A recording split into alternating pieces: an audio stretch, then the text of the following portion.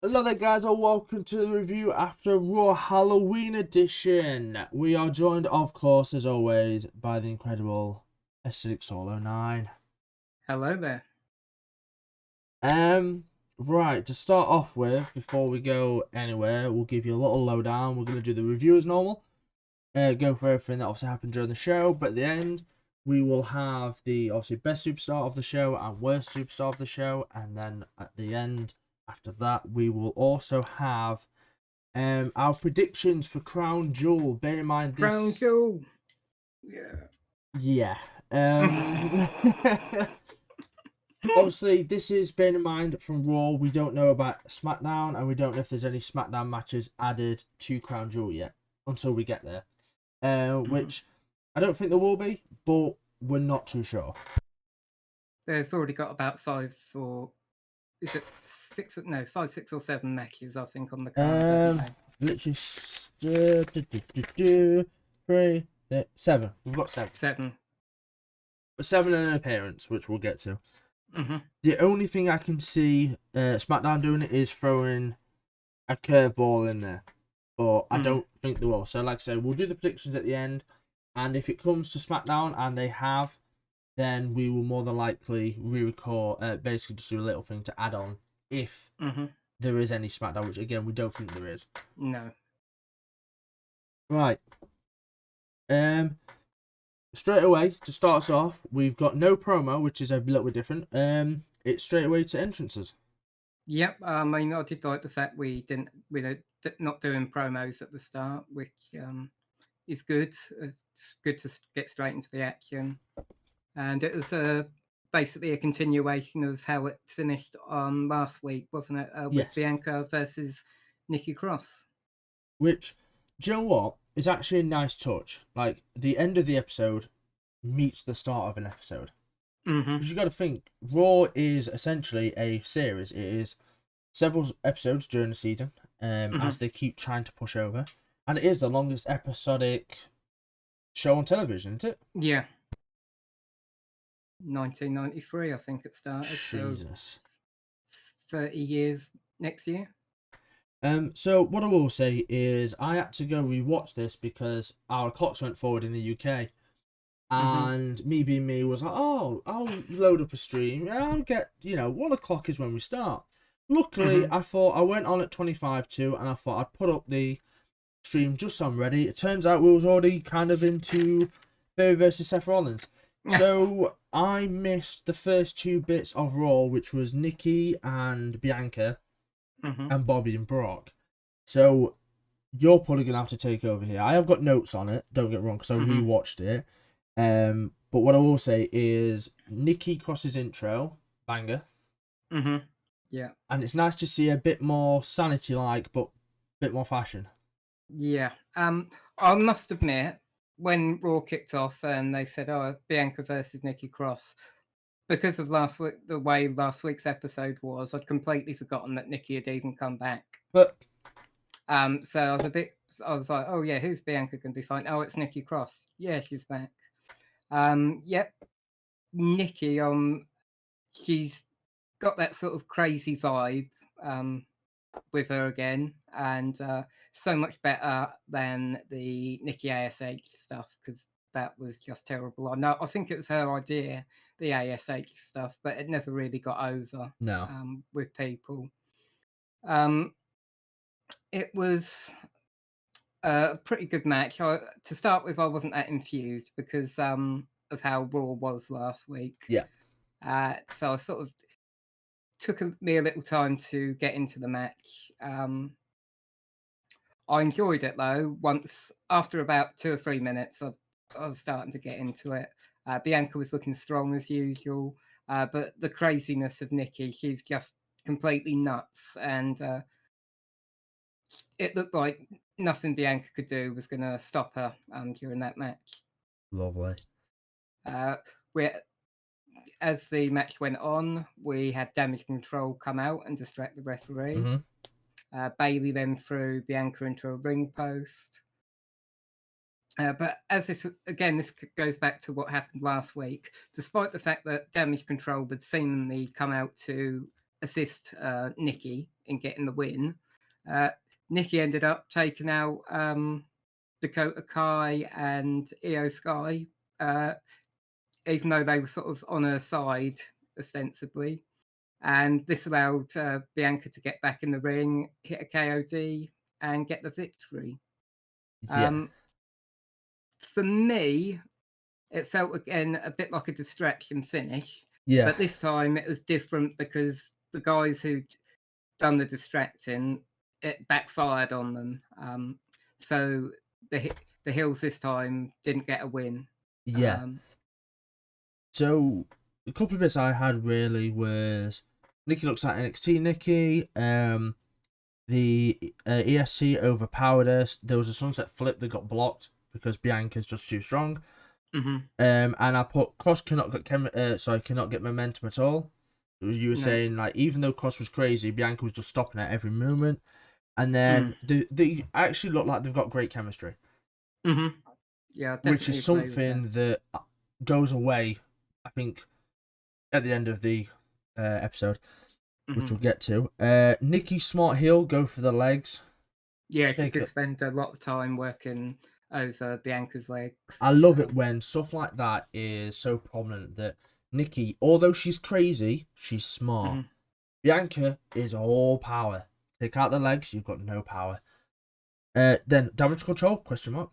Cross doesn't want any help. Cross takes out everyone. KOD to Nikki. Bianca wins. Damage control immediately attacks. Energetic match, and then why have Nikki lose her first match back? Yeah, this is one of the things that I've got bad in capital letters on my notes. To have her back and lose the first match, she's back seemed like a bit of a waste. It hasn't really put her over in any sort of way.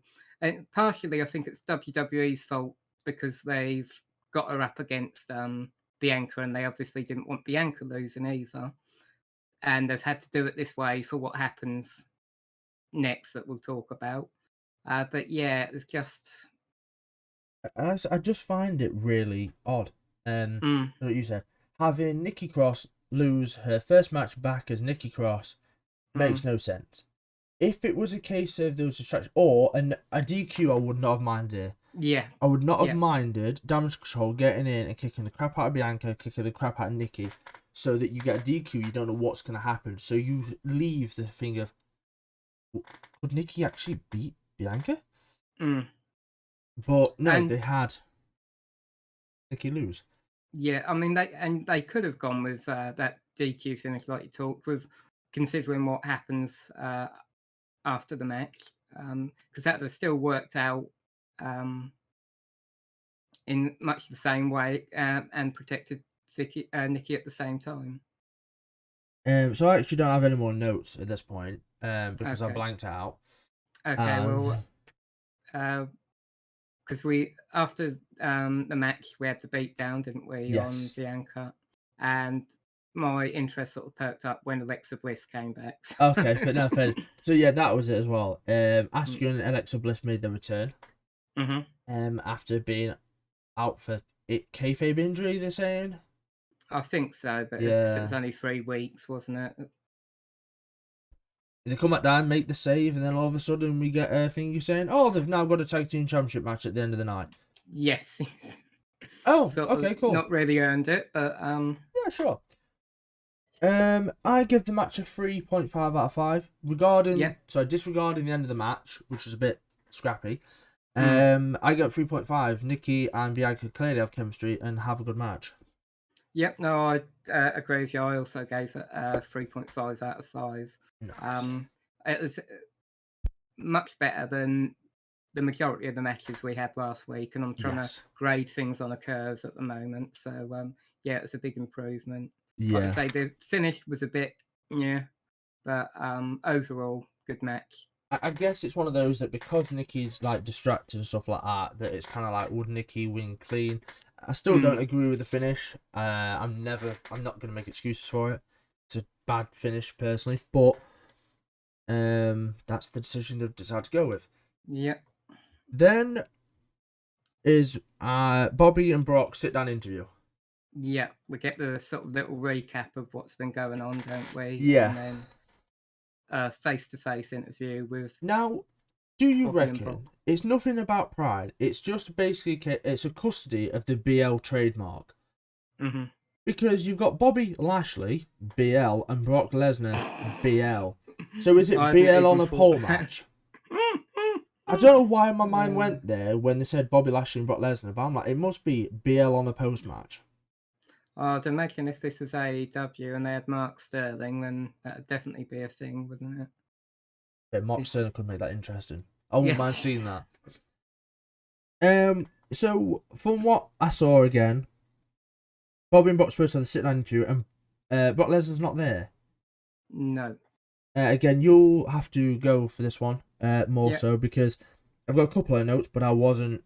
I Mhm. didn't watch it fully because it was after. Well, my first thing was always makes me laugh is these guys are probably about 5 to 10 foot away from each other Oh yeah. when they're doing that sit down interview. But yeah, we had Bobby Lashley sitting there waiting for some questions, and obviously no Brock. And then in the ring, all of a sudden, Brock's music starts to play. Oh, sorry. Shortly before that, we learned about the tag team title match. Yeah. And then we went back to this face to face. Bobby started off by saying, "Oh, if I faced Brock 20 years ago, I'd have exposed him," sort of claiming that Brock's fraudulent and not a legitimate wrestler. That's a claim. Yeah. Right. Then he made another sort of claim about how he's going to expose him when they meet at Crown Jewel on Saturday night, or I suppose Saturday afternoon for us. Yeah. And that was only when Brock's music hit, and he's coming down to the ring, and the first thing he's got that hat on again, but I love the for hat. some reason I hadn't noticed it before, so I don't know if this was a one-off this time, but I noticed there was like a pimp feather in the hat. Yes, and one of the other things as well is his t-shirts he's been wearing last week or the week before was ACDC. This week it's Megadeth. Like, he's really quite heavily promoting these rock metal bands. And I'm like, I mean, I love rock metal myself. So I look at this and go, holy crap, Cowboy Brock Lesnar's not a country boy. He's a heavy metal boy. Okay, then. Yeah, this... I saw the pink feather, and I'm not quite sure what it is. No. Maybe because he's in Texas, maybe? Something to do with that? I'm not sure. I mean, has it been in there before, have you noticed? Or was I've not noticed it before now. No, but it's quite prominent this time, wasn't it? Yeah. Anyway, Brock's in the ring and sort of calling out Bobby. Bobby comes charging down, and they sort of meet each other and exchange a few punches. They're getting all scrappy, and then all of a sudden, to me, it looked like the entire locker room and the entire backstage staff just piled out to break these two guys up. And I like that because it made it look like these two guys are big enough that are going to be that you're not going to be able to hold back easily. So they had to get everyone out there to keep them apart. Yeah, like exactly what you said. Calls Bobby out, says no in Texas should fight. Lashley, Brock brawl, yes please, great brawl. Lots of officials, even Triple H was out. Yes. I think that's the thing that gives it the nail on the head is the big boss now, Triple H, has got to come out and break up a Bobby Lashley and Brock Lesnar brawl in the same way that when Brock and Triple H were fighting, Vince had to come out and also do the same to to those two. Good callback to that. So yeah, I quite like that. I looked at it and went, oh crap, Vince had to do the same thing for Triple H and Brock. So, and again, it legitimizes Brock in every sense, and also Bobby in all fairness, but it legitimizes Brock of he's a big star, as we all know he is, but when it comes down to these brawls, you don't want to get into a brawl with Brock Lesnar because he will knock you for 10. And of course, Triple H, you could hear him shouting out, "Keep them apart. If you touch him, there's not going to be a match on Saturday," and sort of trying to apply a bit of order to the situation. But I mean, Brock still charged forward, even though he had about 20 people trying to hold him back. I'm sorry, but I don't think 50 people could hold that man back. No. Oh. I mean, I'd like to try and hold him back, but at the same time, I would like also to be able to do these reviews every week and not be trampled on in a ditch somewhere. So there was that. Yeah, I love this personally. Again, big fight feel, slobber knocker at Crown Jewel, 2 really big names, makes sense. It's going to be. I'm really hyped for this match on Saturday now. 2 big men that can actually wrestle and do stuff, unlike Omos. Oh yeah, I'll get into later. Probably talk about that later again, aren't we? Yes. There's that little segment. However, now we go on to my favourite match in every review I've done so far. I'll say this hands down. So before we even go into this match, I give this a 4.5 out of 5. I gave it a 4. This match for me was brilliant. Again, that's before we even get into it. It's lucky you actually saw it though, isn't it? Yeah, so this is where I tuned in. So this is exactly where I tuned in at this point. So I'm just about to get the entrances from Austin Theory and Seth Rollins. Seth's high-fiving fans. Are we sure he's a heel? Yeah, well, this is... there's one point in the middle of the match that he starts high-fiving fans, isn't there? Yeah. And I'm just thinking, this... I mean, I suppose he's so over with the crowd against Theory. Yeah, against Theory, he's going to be a de facto face, isn't he? In this match. Like, Seth's got blonde hair. Most of us already knew this, as someone in Moneybeat's community had pointed out, and then I basically referenced was the Sheamus had a wedding on Friday, which was in the review on SmackDown, and that's why Drew McIntyre and Sheamus weren't there. Seth Rollins also at that point had dyed his hair yellow, and we see the full blonde, and we see it. We've now got Architect Seth Rollins back. I love it. I absolutely loved seeing proper. In my personal opinion, the first time I ever got introduced with Seth was this proper matte black hair with this bright blonde of the Shield. Now, I say this every time. When it comes to Austin Theory, the more serious he gets, the more I actually think is amazing. Like, go away from the selfie. I didn't see the selfie gimmick a lot this match. No, I didn't notice it this time, which was nice because we had it last week, didn't we? And that was a bit frustrating. And like I say, it's as soon as he can pull away from this selfie crap. Austin Theory is a great wrestler. He's also a good promo. And he has definitely got the tools. Like, there's no denying that lad's got the tools. And I think this is the match that Theory needed to try and cement a little bit of seriousness to him. Yeah, because he's been sort of coasting a bit up until this match, hasn't he? Yeah. Nothing seriously bad, but he's not really. He's just been using that money, and he's got the money in the bank briefcase, and he's not doing anything with it, and nothing's really happening with him. This match was, like you say, one of the best ones I've seen in recent time on Raw. Great chemistry. These two, I mean, they used to be obviously Disciple and Master. The one thing as well is, regarding the match, I'm really confused as to where this match came from. Yeah, didn't see this coming after last week, because when Seth was on commentary, for the most part, he was cheering Theory on, wasn't he? And bigging him up. And all of a sudden, these two are having a match, and I kind of looked and went, but there was no like indication to say, oh, Theory said this, blah, this. Here's Theory and Seth having a match. I know they sort of said a couple of times, oh, Theory wasn't pleased with what Seth was saying about him, but I honestly can't remember Seth saying anything particularly bad about Theory. I'm pretty sure Seth was trying to be helpful. That was one of my former disciples. Anyway, obviously, Theory wanted the attention. There was 2 beautiful, I'm not going to say the word, but dives to the outside. I'm scared of using the word just in case. But you know what I'm on about, don't you? Yeah. It's not tope suicidas, is it? Because that's when you go over the top rope. Anyway, so basically they do a mid-rope dive. They dive straight through the ropes, and Seth did these 2 beautiful ones back to back. Yeah. There was a really nice Falcon Arrow counter. Mhm. and I mean really nice. The chemistry, like I say, before the ad break, they were getting there.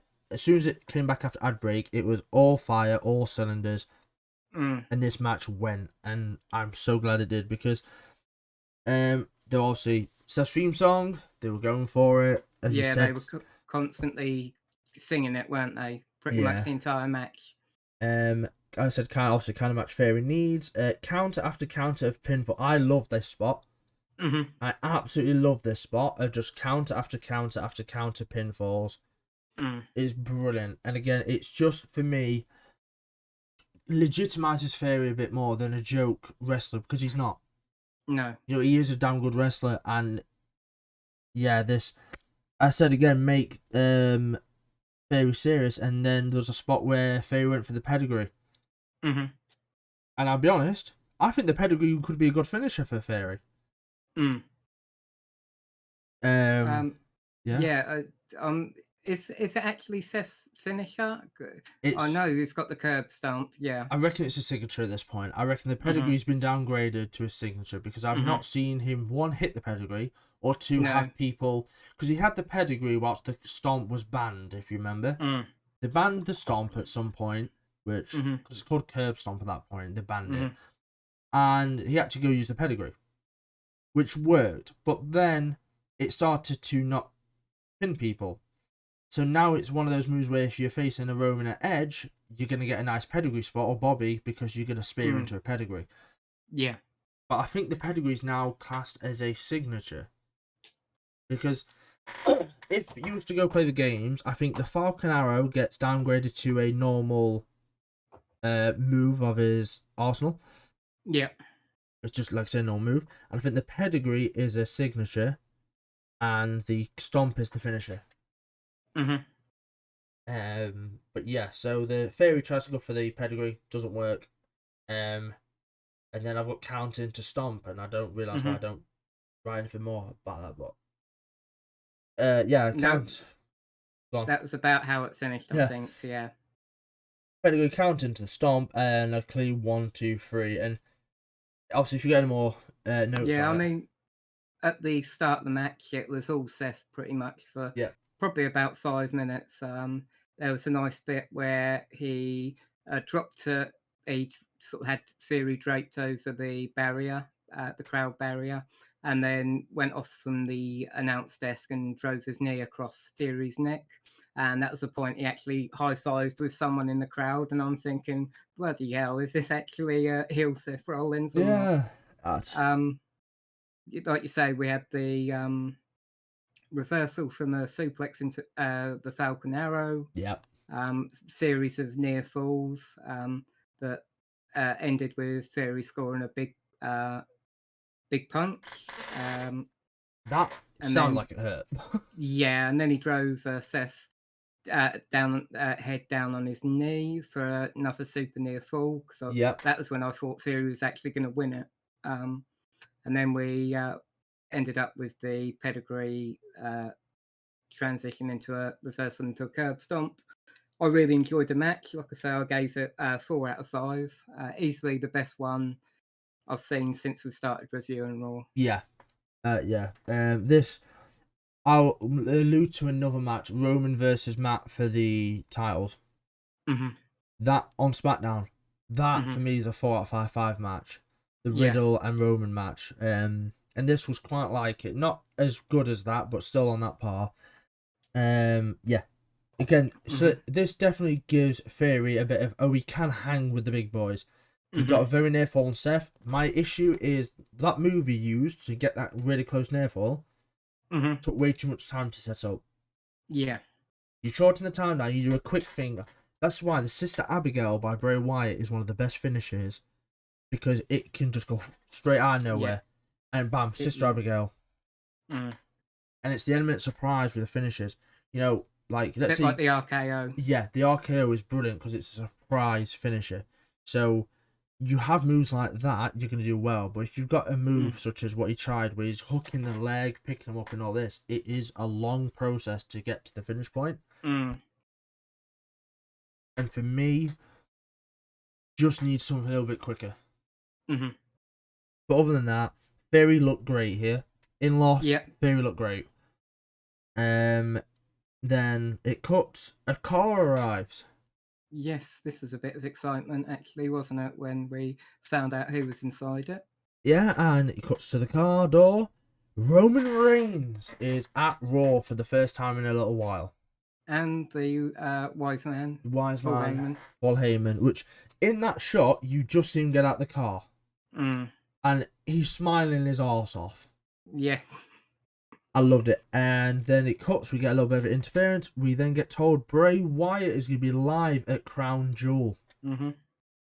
I tell you something, Bray does not need to wrestle ever.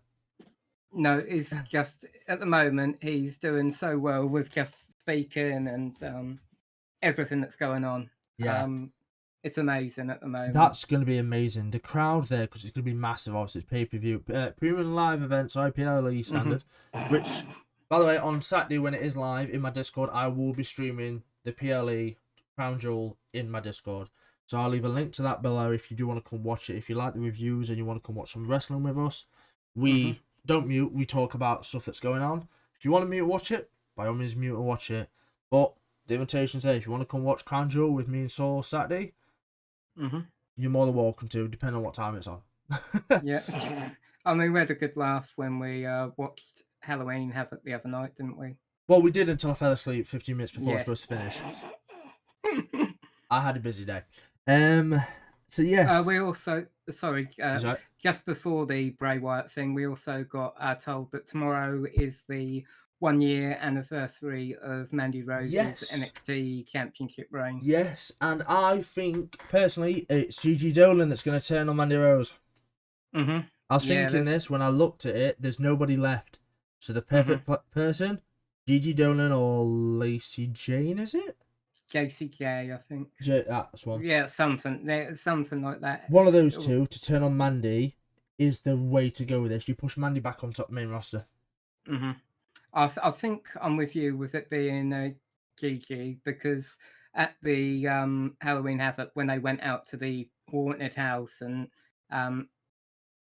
Gigi was sort of like pulled into a freezer, a fridge or something, I think it was, and she sort of mentioned, "Oh, you left me there when I got sort of hijacked in the fridge." So I reckon she may well turn on Mandy Rose. There's no one left, like you say. Yeah, Mandy Rose has been NXT Women's Champion for a year. Braun Breaker can't be far off that. Actually, no, he will be, because he lost to Dolph. He lost it.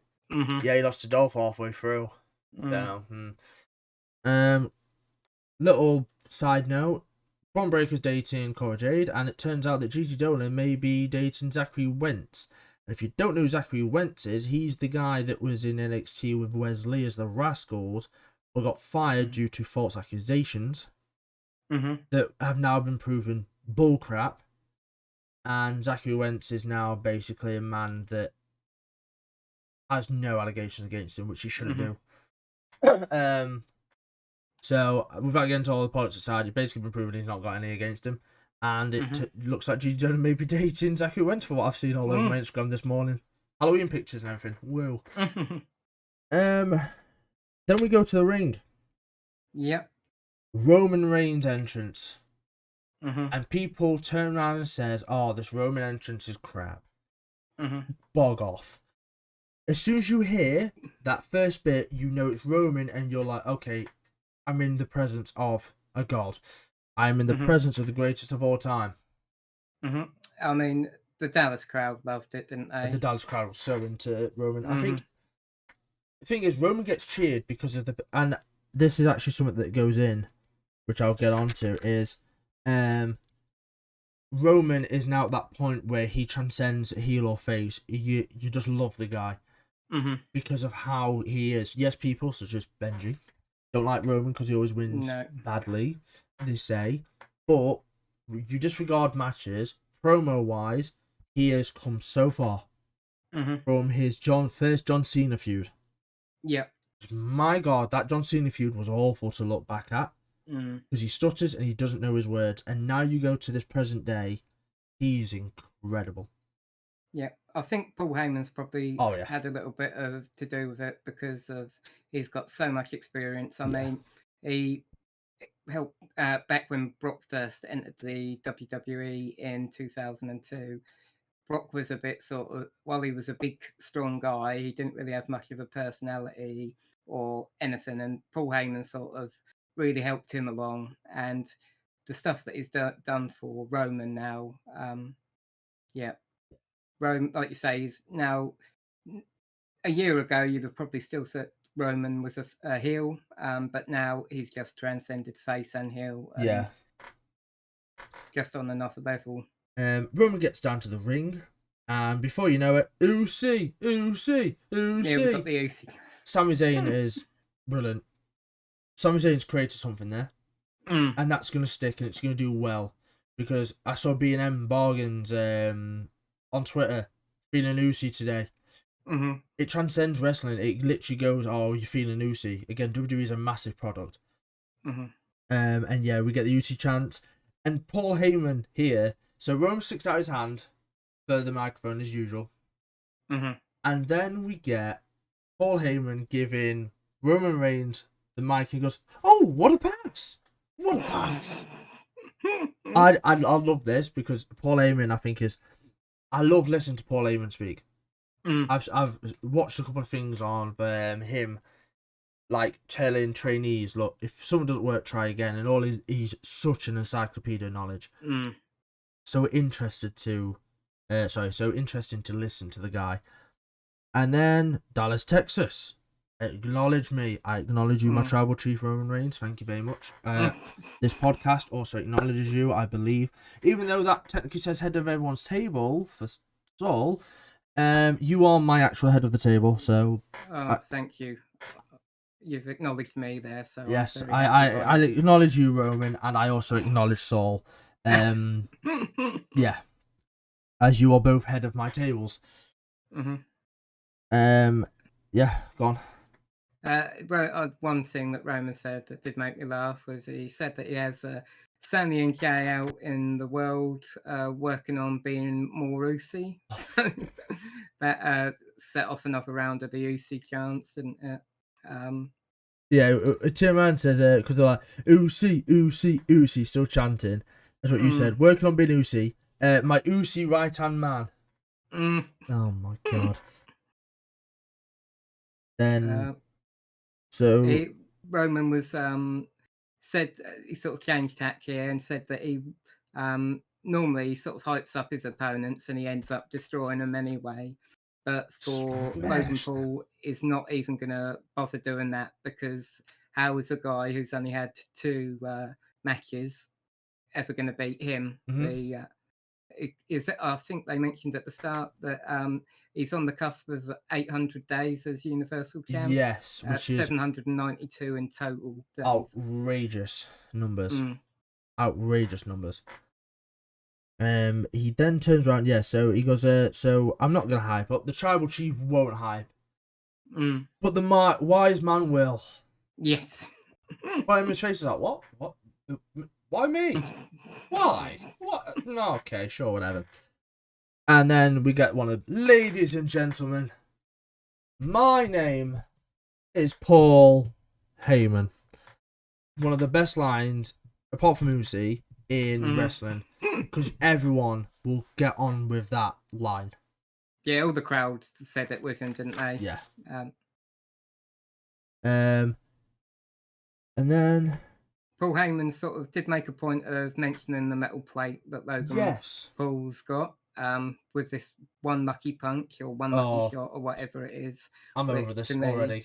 It's a load of balls, but they did this years and years ago, back in the day when Lex Luger joined the WWF at the time. Oh, did he? He had a metal plate in his forearm, and so he had a motorbike accident, I think, before he joined them, and so there was like this thing about him using his forearm and knocking people out with that.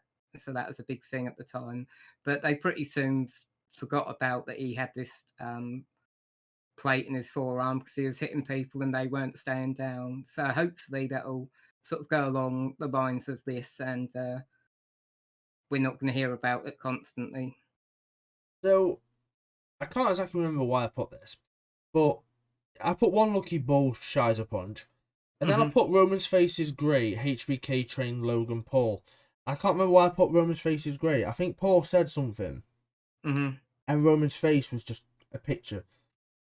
And then as they're talking, the Miz interrupts. Yep, that sort of took me a bit by surprise. I wasn't expecting to see. I was expecting to see him at some point because we've got the Dexter stuff going on. So I had completely forgot already at this point that obviously Miz and Logan had tagged at WrestleMania Mm. until he comes down, and I was like, oh crap, yeah, Miz. I put this should be good. And Miz tagged with Logan and they won, and then obviously they had a match at SummerSlam. The last Mhm. 2 matches they've had is with the Miz. Miz comes down and he acknowledges Roman Reigns. Yep, his tribal chief. And Roman's like, oh, okay. Mm. Paul Heyman passes Roman the mic and he goes, oh, 2 passes in one night. Look at me. Paul Heyman here. Subtle but brilliant. Mhm. Yeah, nice link with Miz and Logan. Completely forgot Yep. at that point. Miz thinks one lucky punch is real. Yes. Yeah. Of course you would. Of Mhm. course you would, Miz.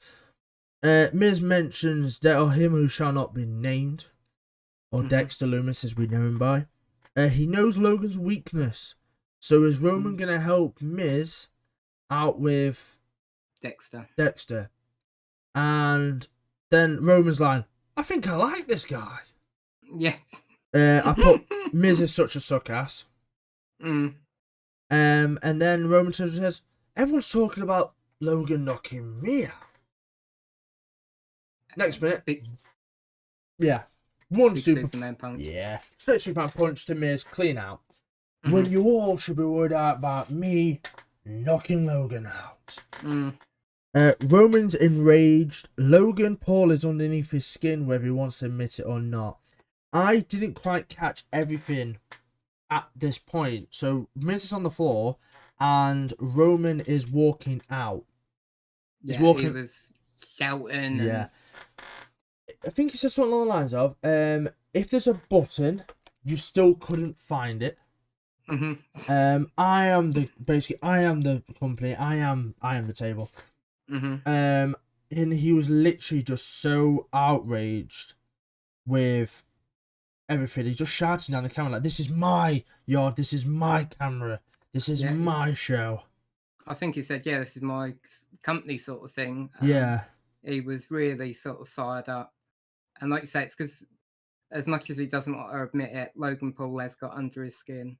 There's because when Miz was out there, he mentioned about the one lucky shot being real. He said, "If you don't believe me, ask Jay," because Jay got laid out by it, didn't he? Yeah. So, that was it. Even if I had a button, you wouldn't be able to locate it. I'm tired of being humble. I'm tired of everyone thinking they got a chance. The tribal chief is head and shoulders above everyone else. This is my show. This is my camera. This is my world. Mhm. And I'm like, yeah, no, you're right. No, it is. Oh, that was it. The face was because Paul Heyman was on about Logan Paul being like this big superstar. And Roman's face, which guys for the camera will see, he goes, oh. He's gasped and scared. That was what I meant. That was what I meant by it. I remember now. Yeah, and then it cuts back, and then we get a Rey Mysterio versus Gunther promo. Which, be honest, Rey's gonna get his head kicked in. Yep.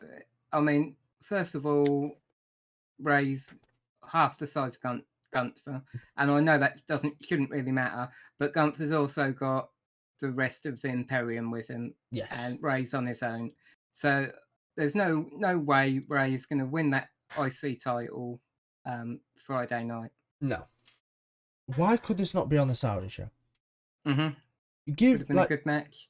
Put this on the Saudi show and have them do a thing. So again, going back to Friday just gone. So I turned around and said on Friday there was no need for Rey and Gunther to have a little bit for Bray because we got 7 minutes of him. Yeah. What they should have done is scrap that, give Bray more time, and have them basically do something on this SmackDown and have like a little feud or whatnot to set up for Saturday at Crown Jewel for the Intercontinental Championship. But they're not. No. Then we get a Bray promo again, basically saying that who is Uncle Howdy. Uncle Howdy. Yeah. and I he's going to mean, appear at Crown Jewel.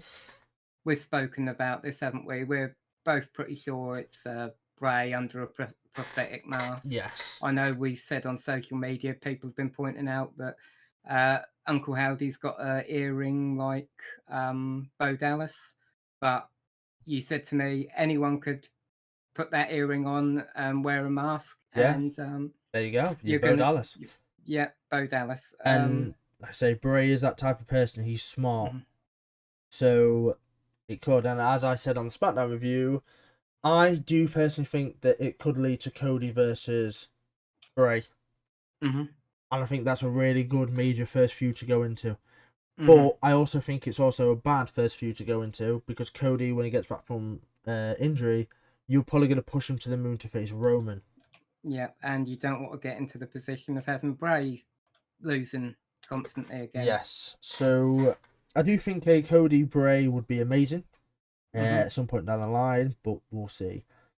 Then we cut to Miz is backstage with ice on his face because apparently he's got a broken jaw. Yeah, another one of those injuries that Miz is Yes. picking up every week on Raw. And then Kathy Kelly comes in. Mhm. Hello, Kathy. I love having Kathy back. She definitely adds a aura on backstage. Mhm. Definitely. And she turns around and says, well, we've got information that Gargano is going to do a tell-all interview tonight. Yeah, I was quite excited when I heard this because Yes. I've been desperate to find out what this sort of big secret is. Yep. So at the time, I was really happy, but I'll get Yeah. more into that later. He's like, oh, I'm going to give a defamation suit. Johnny Depp and Amber Heard are going to cringe. Yes, that got brought up. I was like, oh, I don't know about that one. Mhm. I liked it, don't get it wrong, but I'm like, oh, I don't know. Then we get Mustafa Ali come in, and he does get some cheers. Yep. Yeah. No, he's. I Now, didn't mind seeing him. this is where I was a bit, because Mustafa Ali has gone to the Miz, so they're having a match tonight. Mhm. Wasn't Mustafa Ali last week going for the US title? They're a bit all over with what they're doing with him, aren't they? It's got stuff with Seth. It's got a bit of stuff with Theory, it seems, and now they've sort of put him in this spot with the Miz. So yeah, I'm not. They don't seem to have any real direction with him at the moment. I was a bit like, 'Cause, well, what? Where's the? Because again, Theory and Seth having a match, as good as it was, which was amazing. mm, No Mustafa Ali, but then again, clean match. It's mhm, something I've also got to give credit to is Seth and Theory was a clean match, no distractions. But where was Ali in all this? Like, why is he now having a match with the Miz? All right, fair, and you can have matches, but there's no mention of Seth. There's no mention of him going for this US title whatsoever. No, because I mean, last week we had the stuff with Seth and him brawling out after the match, didn't we? Yeah. And Seth sort of dragged him through the crowd and beat him up a bit. And then as he was leaving, Mustafa Ali jumped out again and they started fighting. So I was thinking like this is going to be a continuation tonight of what was going on with them. But as you say, it's just sort of evaporated. Yeah, we got nothing whatsoever. Mm-hmm. And then Miz, you got tiny balls. Yes, we got a balls reference. Joe, I don't think that can get old. I just think it's funny to Miz has got tiny balls.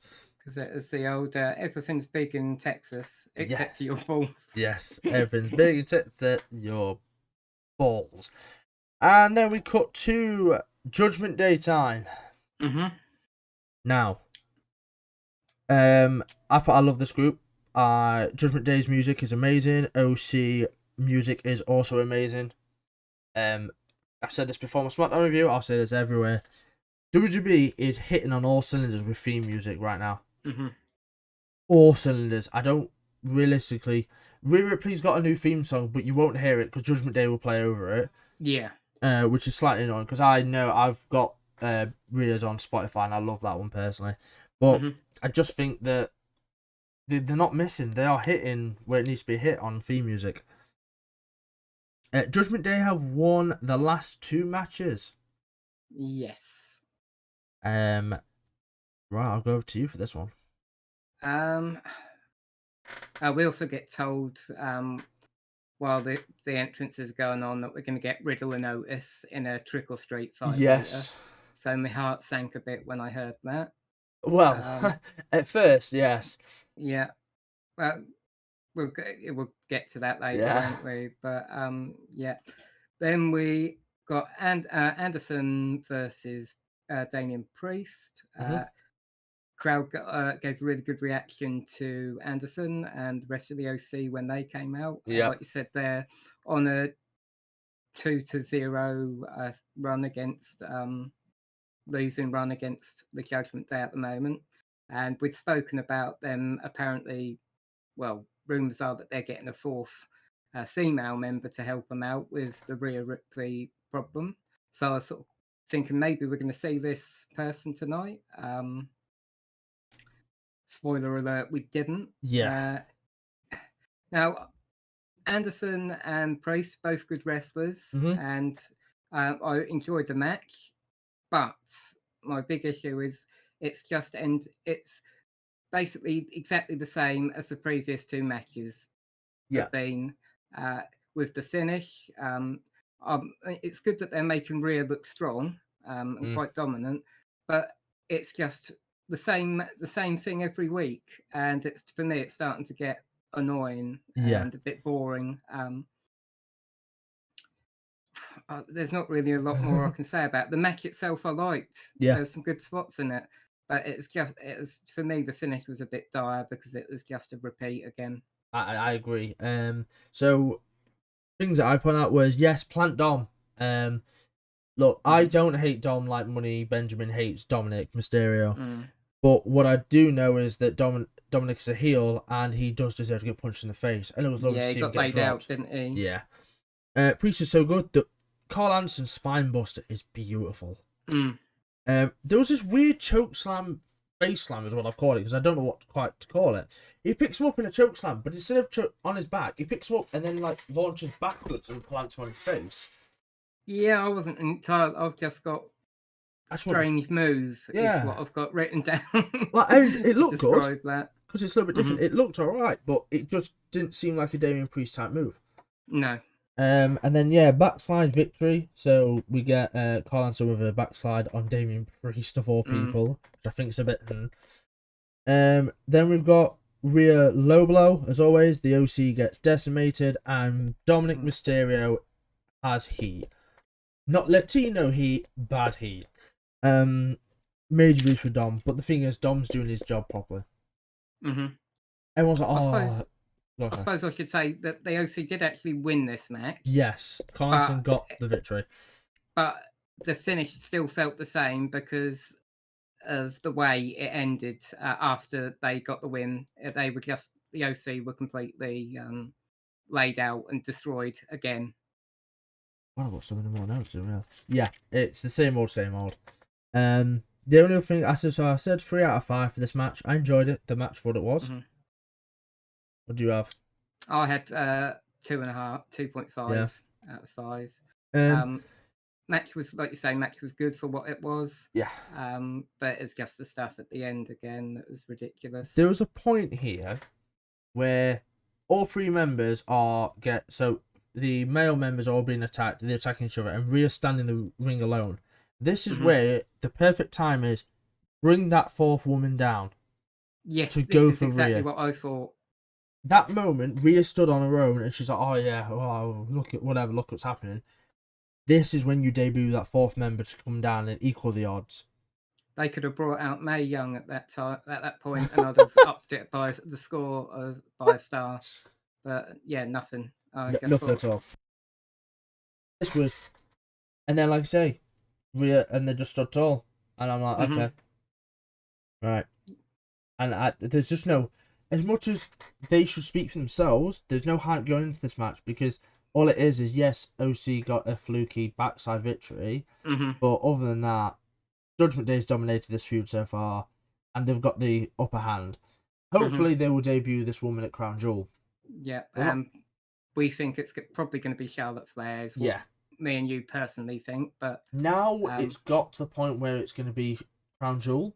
I think it's Charlotte Flair to get more of a pop and a bigger reaction. I think. I know we were speaking to Benji and he said maybe Becky Lynch, but I think they'll probably save her for the Rumble. Yes, or Survivor Series maybe. Yeah, for a War Games match. Yes, because that's next. Possibly. And then, well, we go to backstage, and I actually just can't be bothered with this. I switched off for this promo, I'm afraid. Omos is standing there looking like he's asleep because he's that tall. He's looking down at the camera. You can't actually tell if he's looking down at the camera or if he's asleep. No, yeah. Bad camera positioning. MVP has said we're coming to SmackDown, and I've got a surprise for Braun Strowman. Yeah. That's the promo. Yeah, I'm sure you're going to have great things to say about that when you do your SmackDown review on Saturday. I just hope it's actually a good surprise. I mean, it's not going to be. I'm going to hate it regardless, but I just hope it's a decent surprise. I just hope it's like, I don't know, they bring Eric Rowan or someone to just put him off edge, someone from his past. But it's just, oh, I'm big, you're big, who's the better big man? And it's a crap feud. Yeah, but we mentioned this last week, didn't we? It's a crap feud. Braun should win this, as he's the most recent return. Having Braun lose to Omos will ruin both of them, because Omos then technically doesn't have to beat anyone else, or he's beat the biggest big man. There's nothing left for Omos after that. Whereas you get Braun Strowman to beat Omos, one, he's a monster among all monsters. You put him over because that's your star, Braun Strowman. Everyone loves Braun Strowman. He came back and everyone's doing his gimmick, which you thought wouldn't happen. But people love Braun Strowman. Yep. And then we get JBL in his home state.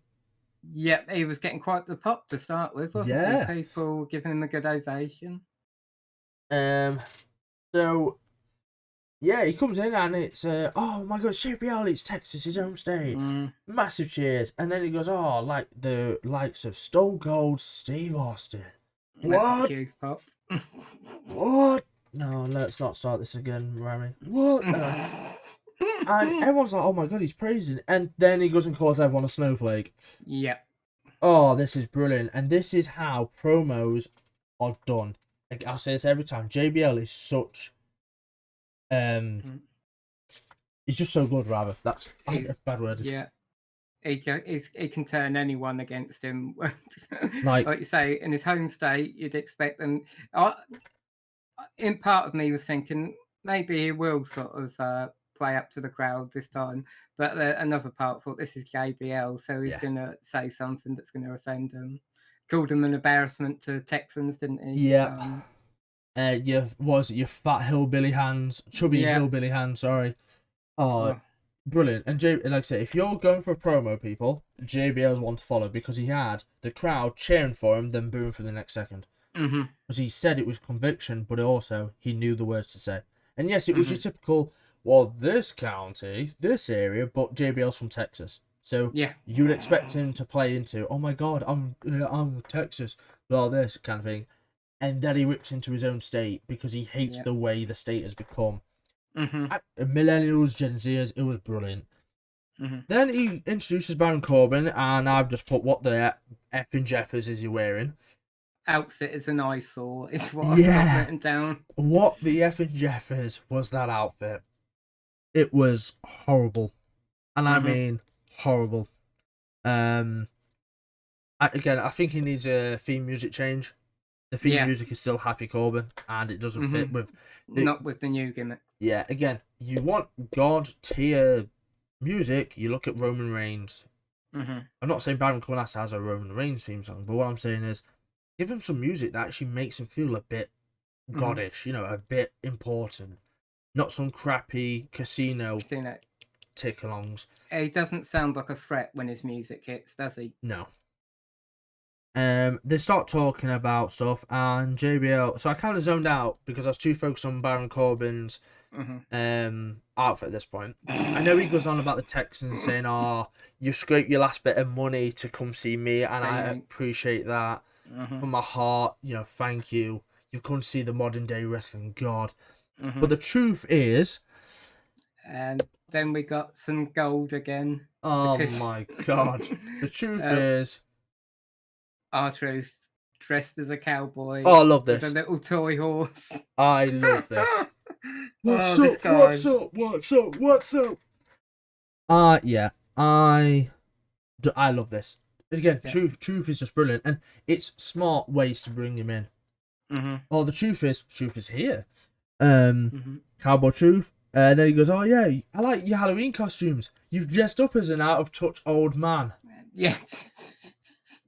Ooh. The crowd though loved it. The crowd's like, yes, Truth. And then you think Corbin's about to absolutely melee Truth, and actually Truth drops Corbin. Yeah, he in all dodged, fairness. didn't he? And then hit him with a nice kick. Yeah. And then unfortunately JBL then interferes and Baron Corbin hits the end of days on Truth. End of days, yeah. I mean, we said this last week. Truth is one of the most, I think is probably one of the most underrated wrestlers in WWE because he can do everything. Yes. He's good at promos, he can do the comedy stuff. But he can also wrestle and go when he wants to. And I just think people don't realise what they've got with him. Yeah. He is truly incredible. I put not a bad segment. I enjoyed this. It was nice to see Baron Corbin not wrestling. Like, this is what should have been in place of Johnny Gargano losing. Yeah. That would have been better. This was a right step in the direction of just have him cut a promo, have him just be a dick, because it works, right? Then comes along, we get a little thing of the Trickle Street fight up next with Otis and Riddle. Now, at this point, I was still a bit sort of dubious, especially when I heard that there were candy cane kendo sticks. Yes. I looked at it and went, I like they're doing a gimmick match, but do I care? No. No. I've got written not into. I wasn't into this at the start, no. And to me, it didn't really sound the crowd were too into it to begin with either. Then we get a little thing of the tell-all interview again, and we also get told the women's tag belts are on the line later. Yeah, I'm gonna let you go ahead with this one. Okay, so we had first of all we had Riddle and Elias come out. Riddle was dressed up as Ezekiel. This was brilliant. I've got to say, he looked so weird. Yes, yeah, it was very, very strange to see him like that. He got a few cheers from it, and Elias sort of looked like he didn't really want to be there, to be honest. Yeah. Then they were in the ring, and we had Alpha Academy come out, and now this bit, for me, it was a big miss, but they turned out to be strippers, didn't they? Right. So Chippendales. So I'm too young to realise what the Chippendales were. I've heard of them, but I'm too young to know what the Chippendales fully were. Now, I looked at a picture and I thought actually they've done quite well here. I thought though he was Rick and Morty. He was one of the scientists from Rick and Morty when he first came out. Yes, that's what I thought. You know, or Back to the Future. It was something like that, just a mad scientist. And then he brings out Otis, and Otis is literally in nothing pretty much. And I turned around and went, I love this. Chad Otis dancing their asses off. But what I didn't like was Otis thrusting constantly. Yes, that was not something we needed to see when we had that much on. Chad turns around and says, oh, we're going to dirty dance all over Riddle, which I thought that's, if you take that out of context, you've got a bad night ahead of you, Riddle. So they got in, there was a beautiful springboard from Riddle. And then my other thing is quite literally, Otis, please stop thrusting. Yeah. And I'll let you carry on the rest of it. There were some things that I did like that really made me smile. We had that sort of one night only sort of chant, and then Otis did a worm. Yeah. Which I thought was pretty amazing. Chad says, I'll let you this once. Yeah. This once. And to see him sort of do the worm, I'm surprised someone his size could do it, to be honest. But he's still frustrated. He did the worm, jumped up and went, boof, boof. Dropped the Bang. elbow, didn't he? My Oh, God. we had a bit with Gable stopping Riddle from hitting an RKO. Yep.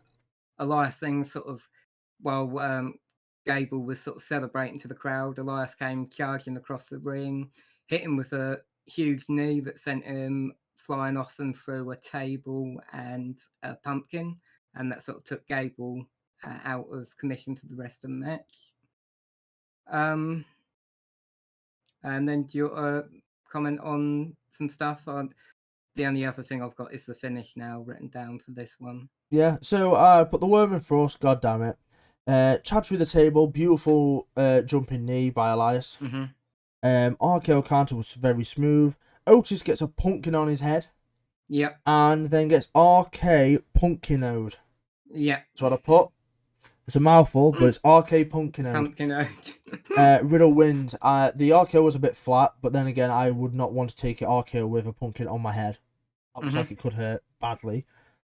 For a gimmick match, I give it a 3.5 out of 5. It was fun. You did have Riddle start smacking Otis at one point with the candy cane kendo stick. Sort of bounced out of his hands, didn't it? Yeah, it didn't hit the ref. He smacked it.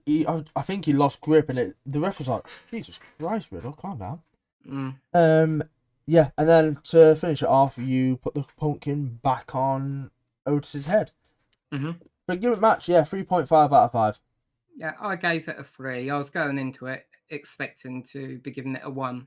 Yeah. But yeah, it was a lot better than I thought it had any right to be. Again, my sort of issue is this doesn't seem to be particularly going anywhere. Yeah. Riddle just needs something more than this.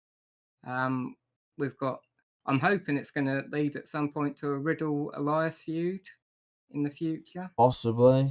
You are right though. I don't know what's gonna go weird. I don't know what's happening here because Alpha Academy keep losing. Yeah, they do.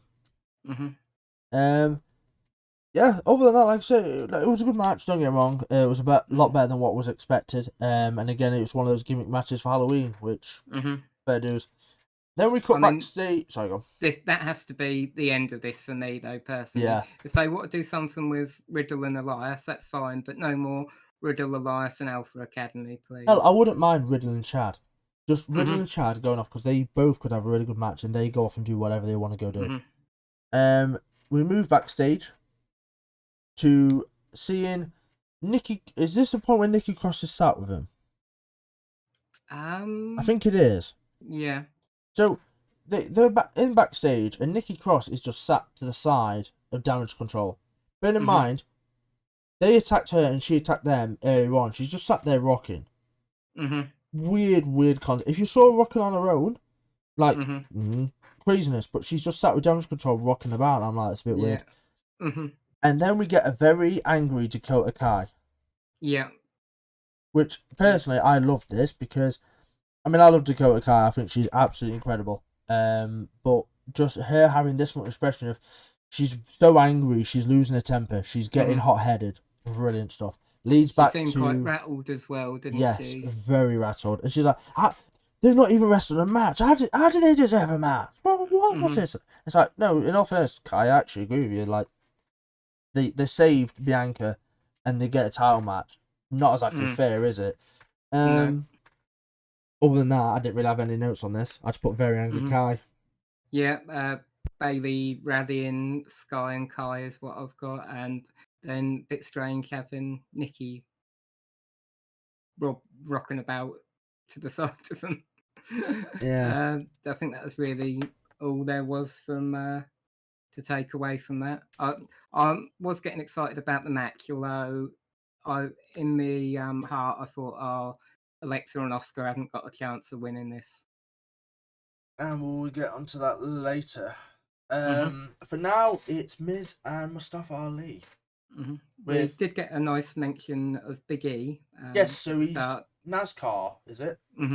Yeah, I actually zoned out on this. He's going to be introduced in the start of a NASCAR race or something, but it's nice to hear that he's doing well after what happened to his neck. I don't know if he's going to wrestle. No. Part of me really hopes he does, but part of me really wants him to be safe. Yeah. But then again, Daniel Bryan has gone through this kind of thing, so Mhm. and Daniel Bryan's still kicking about and having brilliant matches. Mhm. So, or Bryan Danielson. So the time will tell. Yeah. If not, he's always doing these events with people and Mhm. just having back as the manager for the New Day. Yeah. New Day. Exactly. Yeah, manager now, promo wise, brilliant. He just doesn't get physical, and if he Mhm. does, then that's where the surprise comes. Like Daniel Bryan wasn't getting physical, blah this, blah that. Next minute, running knee from Daniel Bryan. Mhm. Back then, Daniel Bryan can what is took a bump. That's what you need from Big E. You don't let him have a match. You don't let him take a bump. And just one time, someone gets him that annoyed, he just picks him up and gives him a big ending. And I was like, Big E's back. Yeah. That would be a So great way to bring him back yeah, into the sort of wrestling. really nice though to see Big E on Raw Mhm. and featured, as you said, and yeah, for this NASCAR thing. Mhm. Right, Miz versus Mustafa Ali and his broken jaw, Miz. Mm. Well, it's obviously not broken. It's like when he fractured his leg the other week, wasn't it? Yeah, it got me. Entrance goes off straight away, Mhm. and he's already going with his face, like brush his face, and he's like, "Look at Mm. me." No sign that his jaw's hurting at all. No. No. Absolutely not. They get in. So Ali has a good entrance. I skipped over the entrances. Um, Not the money maker. Miz is trying to protect his face all the time. Mhm. Ali's like, "You got tiny balls." Yeah, it's after an atomic drop, wasn't it? He Yes. gives him an atomic drop and's like, "You got tiny balls." Um, Mustafa Ali's rope rolling neck breaker where he goes through the Mhm. ropes, and that's lovely. Um, Mhm. and then there was a bit just before the ad break when Mustafa Ali literally eats a turnbuckle. That looked pretty. He he had a 3-course meal on that turnbuckle. That did make me wince when I saw it. Yeah, it looked Oh, painful. I'll let you go for the after the ad break. yeah. I've not really got a lot written about this match. It was an okay match. There was a lot of back and forth between them. Um, Carried on for it wasn't an overly long match, probably about 5-10 minutes, and then they started brawling outside the ring. Miz and Mustafa Ali, and thereby the announced this. And then all of a sudden, sort of, he leapt into the picture. Behind the barrier was Dexter Loomis, He who shall who, not be named. yes, um, he sort of grabbed the Miz and started to try and strangle him. He hopped over the guardrail and was sort of standing on the announce table, threatening him. And then security sort of came and ran him off. But then this led to the distraction as the Miz got back in. He got hit by a super kick That by Ali, and that was like the smack that had. Yeah, that was beautiful. The sell from Miz, Mm-hmm. fairness, incredible. And he sort of went down, and then Staff Rally hit the old 450 splash, and it basically capped off a bad night for the Miz as he ended up losing. Yeah. Only other thing I've got is there was a really nice satellite DDT by Ali. Mm-hmm. Miz first 2-time Grand Slam champion. Mm-hmm. Dexter's here, nice Mustafa win, which he needed really. Miz sold that super kick, and then I also noted that security guard. So Yeah. as Dexter was running away, the security guard just leaps over the barricade. Mm-hmm. Just doesn't even vault, just leaps over it. Yeah. He saw his moment to shine and he took it, and people were Mm-hmm. talking like we are about it. He just Mario jumped it. Boing. I gave this a 3 out of 5. Thought it was a standard match. You kind of normal TV match. Mm-hmm. 3 out of 5. I enjoyed it, but it wasn't anything spectacular, nor was it anything bad. No. Yeah, I gave it a 3. Yeah. Not it wasn't the best match of the night, but we've seen a lot worse in the last week. So yeah, this was fine. Then we get the tell-all bombshell next. Mm. And I'll be honest, this is at, I'd say, just after the second hour. Yeah. And usually we always complain that some parts are bad and the third hour picks up or some along that lines. Mm-hmm. I love the first 2 hours. I think this last hour was garbage. Mm-hmm. And we'll get into it. So, Johnny Gargano sits down with Brian Saxton. This, by the way, looked like the most staged. And I know it's obviously all staged. But this looked like the most staged interview because Brian Saxton looked like he's just started doing promos for the first time in his life. Yes, it didn't He look was good. robotic. Who is Dexter? Well, and Johnny Gargano's speaking about Dexter. So he says, Dexter kind of married into my NXT family. You know, stuff like that. And then, unfortunately, his family fell apart and Dexter lost his job. I did like the line he had to accept him as a son-in-law or a pet raccoon. Yes. And then the reenactments by Johnny Gargano behind this were amazing. Yeah, Blurred Gargano. This was amazing, that. And he's like, oh, he lost his job and family kind of fell apart. He overheard the Des and Mix. So he basically turns around and says that Dexter was a struggling artist on the streets, which is nice to inform that, you know, his drawings and stuff. And that Miz basically approached him with an idea. And this idea turns out to be that Miz wanted a celebrity stalker because he wants attention. What an awful story. Right? Johnny also says, overheard Miz and Dexter, Miz paying for Dexter to stage attacks. And Johnny's like, oh, now he's annoyed because he hasn't. So, it literally, what it boils down to is, I've got it wrote here somewhere, Dexter wants his money back. Are we sure? Because this was awful. I hate this. They ruined an incredible. Do you know what? If it was something along the lines of Miz tried to get Indy fired, you know, like for instance, you know, I don't know, Indy and Maurice, for instance, have had a bit of a falling out, and Miz has decided to try and get Indy sacked, and Dexter's basically attacking the crap out of Miz until he stops. Better storyline. I'm not saying it will be better, but in my head, it's better. If you had something along the lines that Miz was actually the reason why Dexter lost his job in the first place, even better. But Dexter wants his money. Because we were excited about this, weren't we? When we first learned that there's an issue between Dexter and Miz, we were sort of like saying, oh, this is quite intriguing. Looking forward to finding out what it's all about. And then, like you say, what it is essentially boils down to is the Miz owes Dexter money. I'm sorry, I'm just like, oh, really? They've really ruined this. The only thing I said was I love this in terms of Corey Graves. After it cuts back to them, Corey Graves is absolutely angry on commentary, and it's brilliant. Like, just Corey was amazing here. But it boils down to the Miz wants celebrity attention, and he's apparently paid Dexter Luke. And what's more annoying is that Johnny Gargano has said that Miz had paid Dexter, so the credibility's gone. If it was Miz saying, oh, so I actually hired him as a celebrity stalker, you know, whatnot, not so bad because Miz could be lying.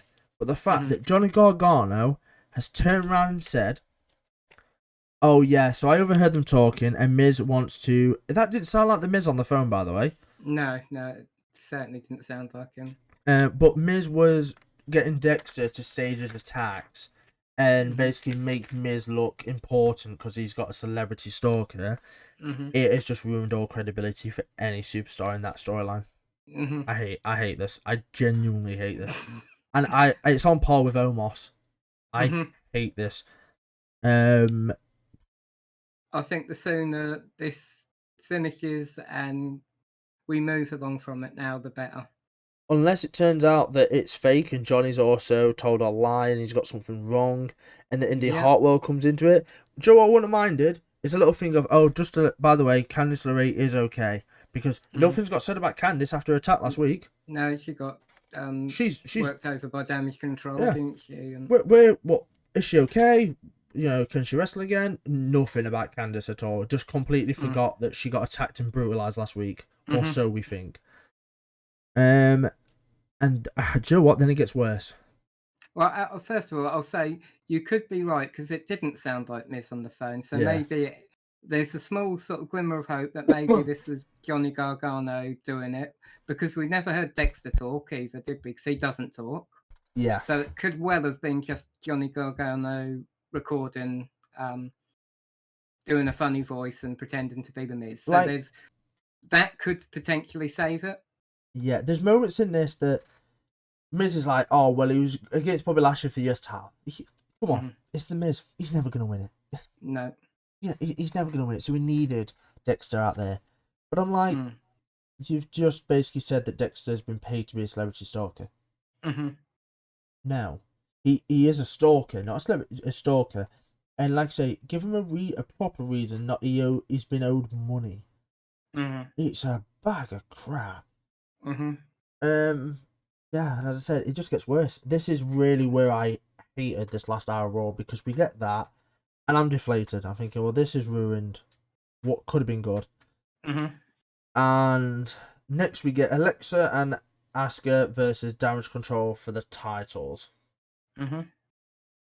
And I've got quite a few notes for this, in all fairness, which is mostly bad. I'll be honest. I'll start off with just two things. Very aggressive start, and can we please sell a move better?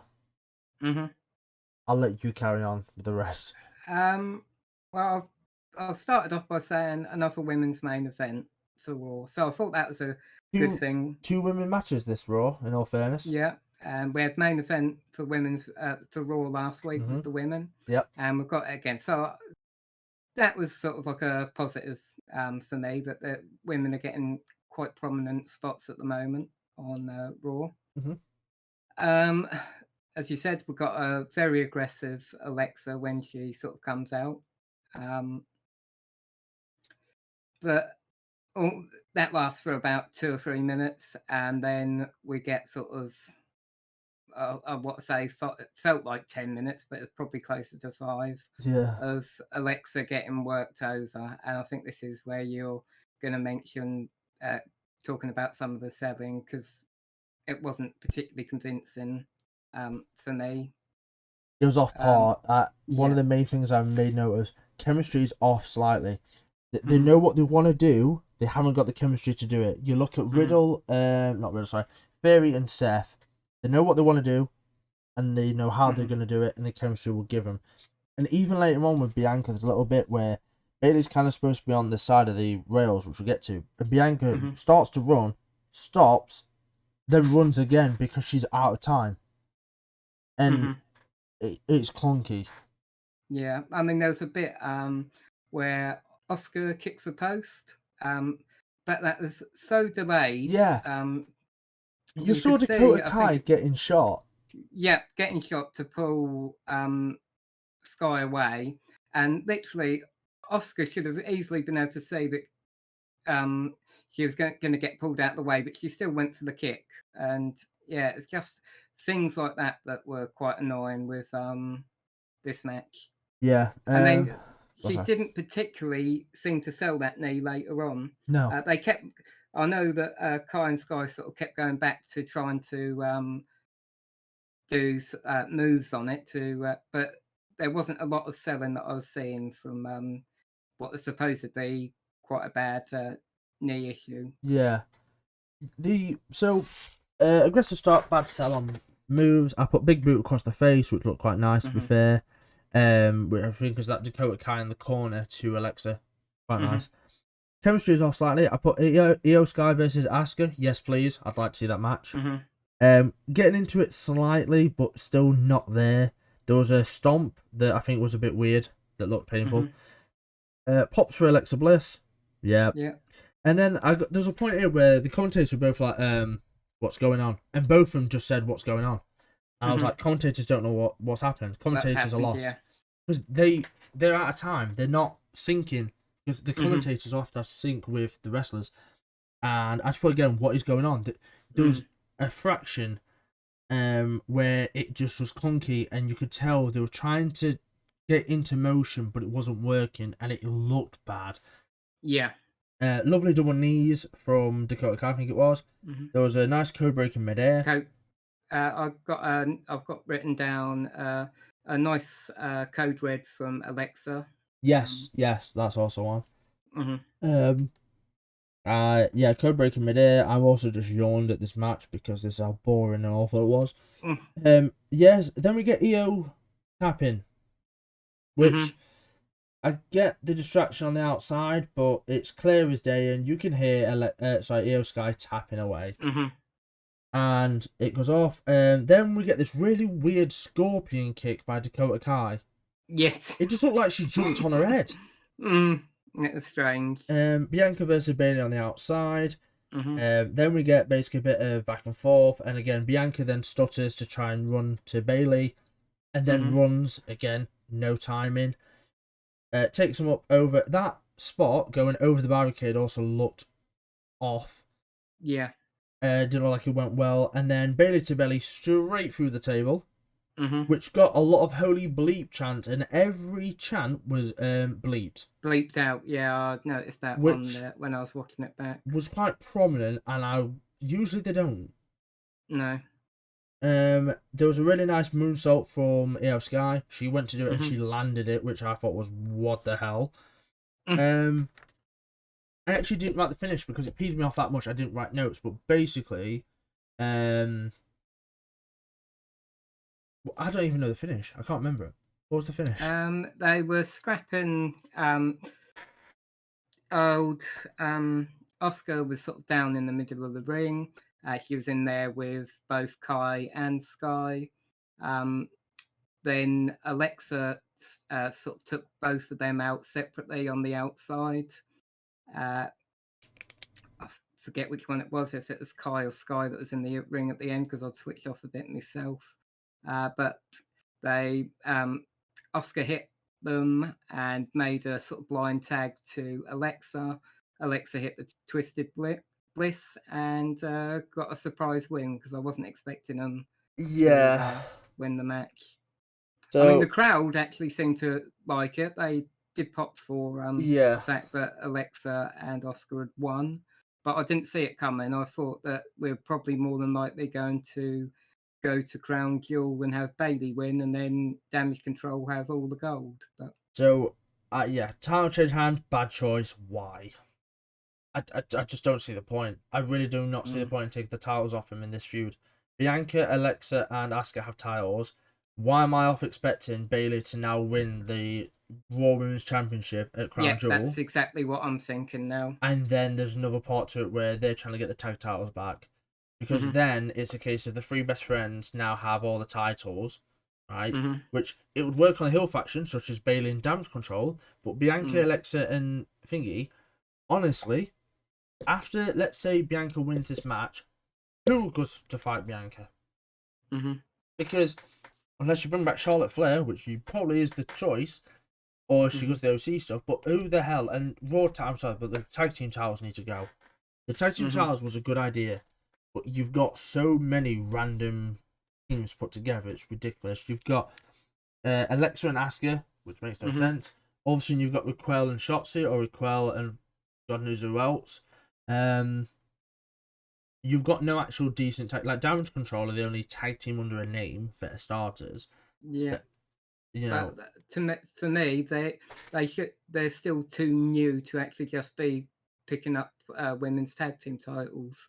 To me, there's no, like you say, there's not really any proper team that I think deserves the women's tag titles at the moment. So I think they should, as you say, just get rid of them for the time being. And like I said, when it boils down to it, they didn't even deserve the title shot in the first place. No, because they'd just come back and saved them from the attack kind of thing. So at this point, I was like, right, I've had enough. It's 2 out of 5.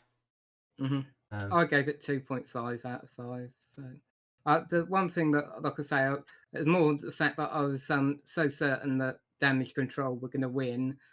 The fact that they didn't win, I gave it an extra half a star for the surprise factor from that. But apart from that, it was a bit.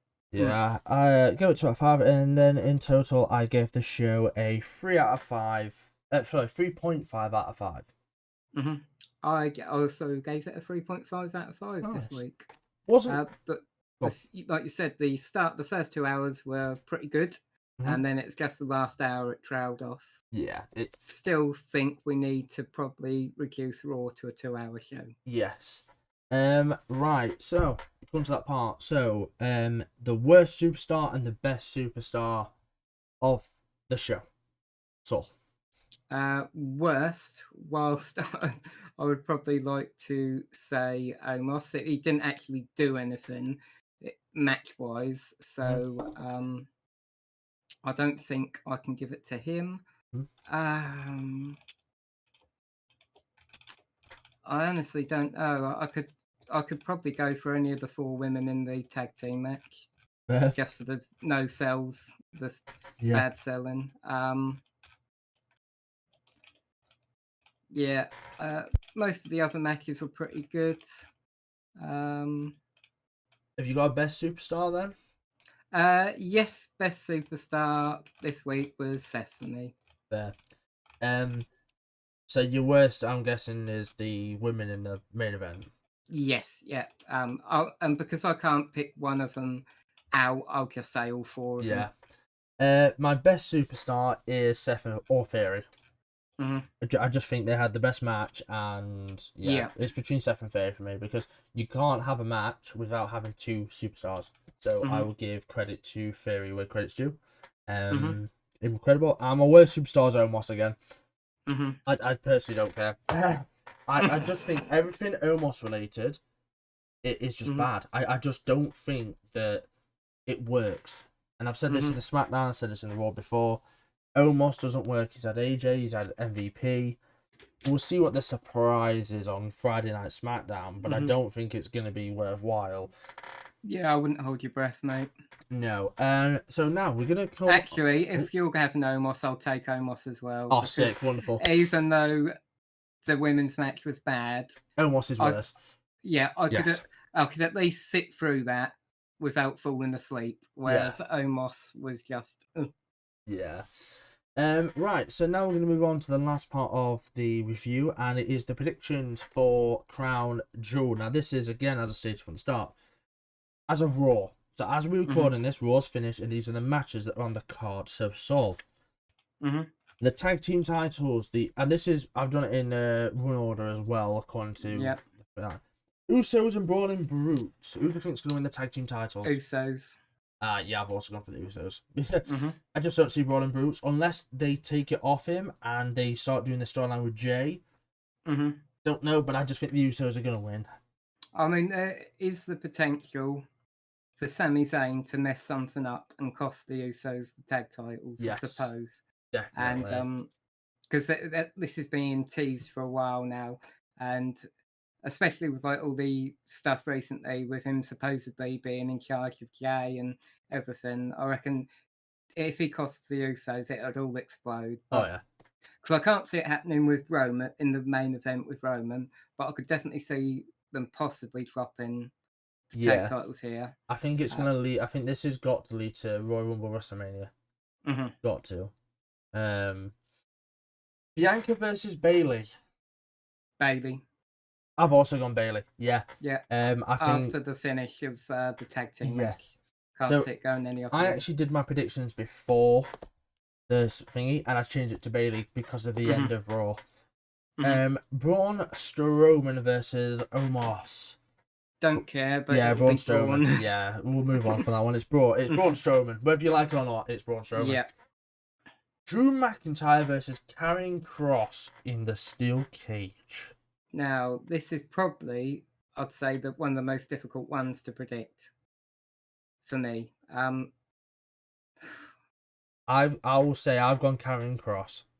I'm going to go for Drew, actually. Okay. I mean, I don't know which one. Yeah. I mean, you've got the Scarlet issue neutralized because she'll be outside the cage, Yeah.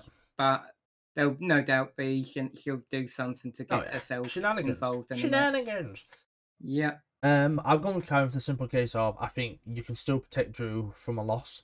I definitely don't think Drew winning is going to accomplish anything. I think this is where you assert Karrion Kross as a dominant superstar And what a better way to beat Drew McIntyre in a steel cage match? Mm-hmm. Brock Lesnar versus Bobby Lashley. Actually, I said this is also another difficult one. I'm thinking it'll probably be Bobby Lashley because they could carry this on. Because it's all based around this thing that Brock's never beaten Bobby. Yeah. So If for me, I've put Bobby. My Mhm, mind says Bobby, but my heart says Brock, because if they want to continue this, you have Brock beat Bobby, so they're 1-1. mhm, Then you have another match, Survivor Series maybe, Last Man Standing, mhm, Bobby and Brock Lesnar. Could be a banger. mhm, But I've said Bobby. I think Bobby Lashley needs the win mhm. more than I've Brock. got slightly different way of thinking it. I think that if Bobby will win, Mm-hmm. but I think that will also spur them on to continue the feud because Brock's going to be pissed by not being able to beat Bobby. Yeah. Yeah, and I think he's going to still want. He's not going to let it go if he loses again, and he's going to want to keep going until he finally topples Bobby. But that could be like a constant thing. Like Ric Flair always had this thing that Sting, he could never beat Sting, Mm-hmm. and this could be like Brock Lesnar's Sting. Basically, he can't beat Bobby Lashley. Yeah. The OC versus the Judgment Day. Right. I'm going to have to say OC. Yeah. Because they've had so many, they've looked so bad in comparison to Judgment Day over the last 3 weeks that they need a big win. Otherwise, what was the point of bringing Anderson and Gallows back? I also think this is the time where you bring that female to combat Rhea. Got to be. And that's where you have basically that female superstar, like re-debut whatever she may do, to go maybe have a feud with Rhea, but OC wins there, so this feud is going to continue regardless. I think, but I think the OC will win, as you said, for the simple case of extensive feud, because you wouldn't bring Carl Anderson and Gallows back just to lose.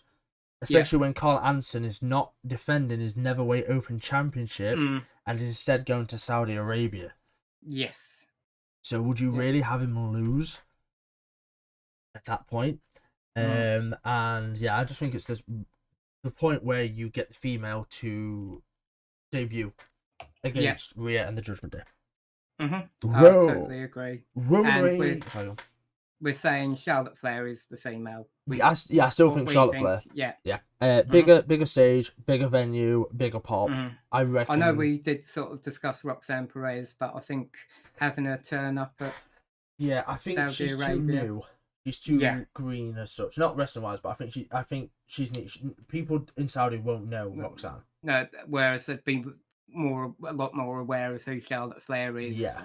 And, Again, nothing against Roxanne. She's incredible, and I can't wait for main roster and her to actually, because she's an incredible wrestler. She's very, very talented. But I just think if she'd have appeared tonight, last night even, like you say, I'd have thought it'd been more likely to see her turn up on Raw, but not at the Saudi show. With this being Saudi, you want the big names. It's why the Usos and Brawling Brutes. Yeah, Brawling Brutes are also new, but Usos are on that card.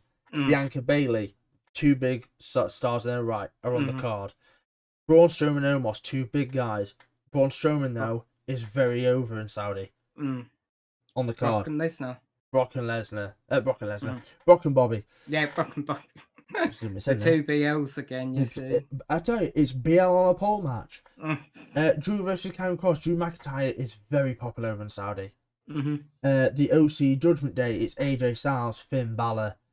Very over in Saudi Arabia for those two themselves. Rhea Ripley's very over. And then we come to the final match. As we know, at least. Roman Reigns versus Logan Paul. Well, we don't really have to wonder about this, do we? I've gone Logan Paul. No, you haven't. You've gone Roman Reigns. No, genuinely, I've gone Logan Paul. Have you really? No, I've got Roman Reigns. No chance. You hadn't. No, there was no chance. No, I just think Logan Paul gets decimated here. I think it's a big name, media-wise. It's a smart idea by WWE to have Roman versus Logan for Saudi because of the namesake. It's the two massive stars in their own rights. The build awful, but again, you're looking at you're talking business. Mm-hmm. You've done very well. Logan Yeah. Paul and Roman Reigns in the main event of Saudi show, Crown Jewel. Mm-hmm. That's money. I mean, and we're talking about money here, but this goes back to like the women's main event we had on Raw just now. We said that Alexa and Oscar hadn't earned the title shot. Mm-hmm. Has Logan Paul really earned a world heavyweight title shot against? No, but at the same time, at Roman? least there was more build because they did the podcast, and because of the Logan Paul podcast that they did, which I've completely forgot what it's called now. I'm sorry, Logan. I enjoy it as well. But I've completely forgotten the name of it. But because of that podcast, and basically what they did after, they had him interview Roman, blah this, blah that, and then at the end of the podcast, they was basically bad mouthing Roman Reigns, saying, "Oh yeah, I'd beat him. Yeah, no issue at all. I'd beat him." And it's like an ego thing. But at least then it was like behind his back kind of thing, and Roman's like, "Well, I'm not having that." That build itself was good because that came off the social media platform for Logan Paul. That was his podcast, and this set up the match, which is a very, again, marketing business, brilliant. I mean, I've not got a problem with the match, but I just don't think it should be for a title. If they want to have a match, see who's the better person, yes. But for someone who's only had 2 WWE matches and now is getting a Universal title shot or Unified title shot, whatever you want to call that, on his third match, and but I suppose, like you say, it's more money if people think it's for a title. It's a 10-year Saudi agreement, so like, no disrespect towards WWE, but you're now in this thing, you've got to produce. And look, again, money wise, I think business is business, and look, Triple H is doing what's best for business, as he said a long time ago. I just think they have Logan Paul have a good show in here and show that he can stand up to Roman. He's obviously going to lose, but he may only have 3 matches in, but he is an athlete. He can stand with Roman, not toe to toe, but he can stand with Roman. And yeah, you just make him look good because look, Logan has to lose at some point. Losing to Roman Reigns is not a bad loss. No, that's a good. It's he can still look good. From Roman Reigns. Losing to Otis, losing to Roman Reigns ain't a bad loss at all. But that is all for the review after Raw Halloween edition. Oh yeah, it was Halloween, wasn't it? Yeah, apart from the gimmick match, yes, we had some nice graphics of Halloween. Yeah, Benky wouldn't have liked it, the little spiders running. No, he would have hated it. Also, if you do see this and you see it all, old Benji Kenobi is the tag for everything. Just tweet him or just say spiders. It's how send him spider pictures. Yeah, just send him spiders. Just tag him with spiders. That's all I asked for. Sorry, Benji, you're the one that's been cut out this week on that one. Money B got it last week, and you're getting it this week. But yes, I want to say thank you to Saul as always for joining me on the review after all. No problem.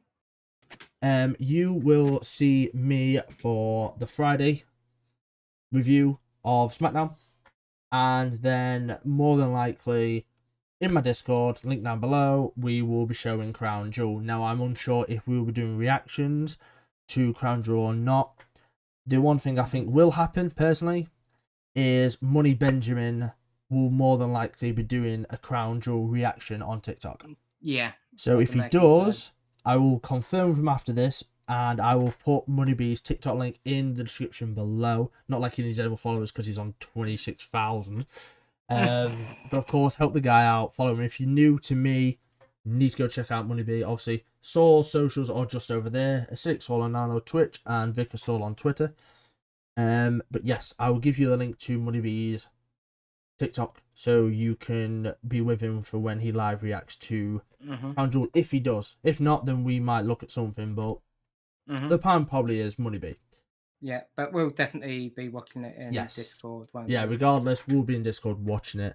Yeah, just want to say massive thank you. And the last little thing is, as you can see, I've been wearing this review. The merch. My merch. The merch? Yeah. My merch. I can't see him on cam at the moment. Yeah, here's a little backstage for you. When we do this, he doesn't see me. There's a little news flash for you. I know, behind the scenes. Yes, merch. I'll also leave a link down in the description below. Merch is on sale as of right now to the new year, so go pick up yours where you can. But without further ado, we are going to sign off. Peace. Boy.